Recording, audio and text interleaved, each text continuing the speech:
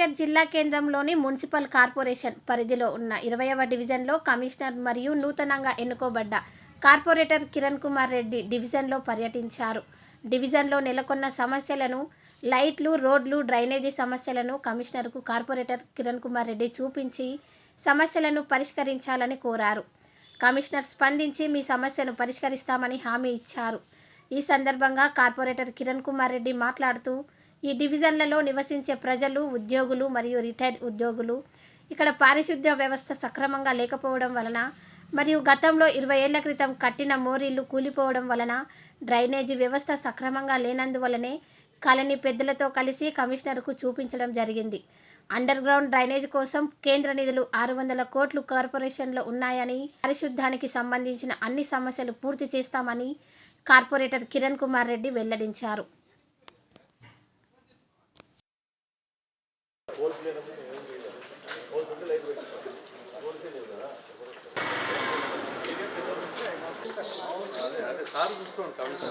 చూస్తున్నామ్మా కొంచెం పడుకోవాలంటే కూడా చాలా ఇబ్బంది.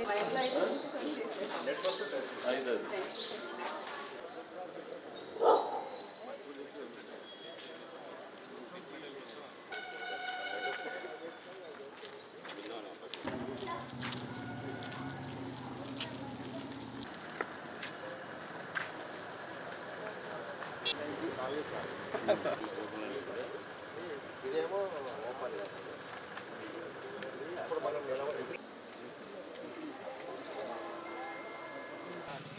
ప్రతిరోజు మా ప్రభుత్వ ఆదేశానుసారము మార్నింగ్ టైం శానిటేషన్ ఇన్స్పెక్షన్ చేయాల్సి ఉంది.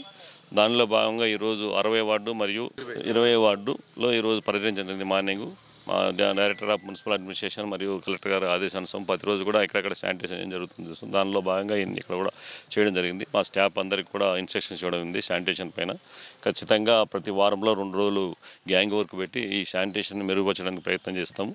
నా విజ్ఞప్తి ఒకటి, ప్రజలు కూడా సహకరించి మీ చెత్తను కేవలం మా ఆటోలకే ఇవ్వండి. దయచేసి బయట ఖాళీ ప్లాట్లలో వాళ్ళు వేయకండి. ఆ విధంగా వేయడం వలన మీకే లాసు, మీ ఆరోగ్యం దెబ్బతింటుంది. దాని మీద వచ్చే దోమలు కానీ, ఈగలు కానీ అన్నీ మీ ఇళ్ళకి వస్తాయి. కాబట్టి అది గుర్తుపెట్టుకోండి. దయచేసి మా వెహికల్స్కి ఇవ్వండి. మా వెహికల్స్ ద్వారా చెత్తను తొలగించడం జరుగుతుంది. ఈ విధంగా మేము ప్రతిరోజు కూడా టౌన్లో తిరిగి ఎక్కడెక్కడ శానిటేషన్ మంచిగా లేదో అంత అభివృద్ధి చేయడం జరుగుతుంది. అదే ఏమన్నా ప్రజలకు కావాల్సిన మౌలిక వసతులు కల్పించడానికి అవసరమైనటువంటి ఏర్పాట్లు కూడా మేము చేయడం జరుగుతుంది. 20వ వార్డు కార్పొరేటర్గా ఈరోజు కమిషనర్ గారిని మన డివిజన్కు పిలిపియడం జరిగింది. సార్ గారు కూడా అంటే వాళ్ళకు ప్రోగ్రాం ఉన్నది. అందులో భాగంగా ఈరోజు 20వ వార్డు విజిట్ చేయమని చెప్పేసి మనం అడగడం జరిగింది. ఇక్కడ మొత్తం ఉన్నది మొత్తము ఎంప్లాయీసే ఉన్నారు మరియు రిటైర్డ్ ఎంప్లాయీస్ ఉన్నారు. అందరికీ కూడా ఒక సిస్టమేటిక్ జీవన విధానం ఉన్నది. కానీ శానిటైజేషన్ సరిగా లేకపోవడము, గత 15-20 ఏళ్ళ కింద కట్టిన నాలాలు కూలిపోవడము, ఆ మోరీలు మొత్తం ఆగిపోవడము, నేరో రోడ్లు, ఎవరైతే లేఅవుట్లు చేసిర్రో వాళ్ళు ప్లాట్కు అడ్డంగా, రోడ్కు అడ్డంగా ఇల్లు కట్టడము, ఇట్లాంటి సమస్యలు చాలా ఉన్నాయి. ఆ సమస్యల మీద అన్నింటినీ కూడా దగ్గరుండి కాలనీవాసులు అందరితో కలిసి, పెద్ద మనుషులతోటి అందరితోటి కలిసి చూపించడం జరిగింది. అన్నీ కూడా చూపించినాము. సెంట్రల్ గవర్నమెంట్ నుంచి దాదాపు 600 కోట్లు అండర్ గ్రౌండ్ డ్రైనేజ్ కోసము నిధులు కార్పొరేషన్లో ఉన్నాయి. ఖచ్చితంగా ఓ మంచి ప్లాన్ తోటి మన లక్ష్మీనగర్ కాలనీ ఏదైతే ఉందో, 20వ డివిజన్ మొత్తం ఏదైతే ఉందో దాన్ని మంచి ప్లాన్ తోటి ఖచ్చితంగా ఈ సమస్య, డ్రైనేజ్ సమస్య అనేది లేకుండా చేసే విధంగా మేము ప్రయత్నం చేస్తాము. ఎంపీ గారు కూడా మాట్లాడారు కమిషనర్ గారితో.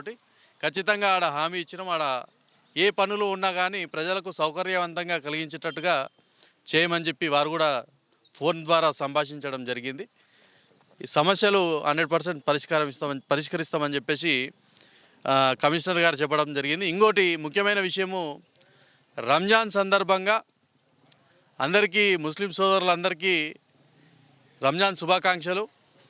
కానీ మిమ్మల్ని మేము ఒకటి రిక్వెస్ట్ చేయడం ఏంది అంటే, ఆవు అనేది హిందువులందరికీ కూడా చాలా పవిత్రమైనది. దయచేసి ఆవు వధ చేయకండి, సహకరించండి.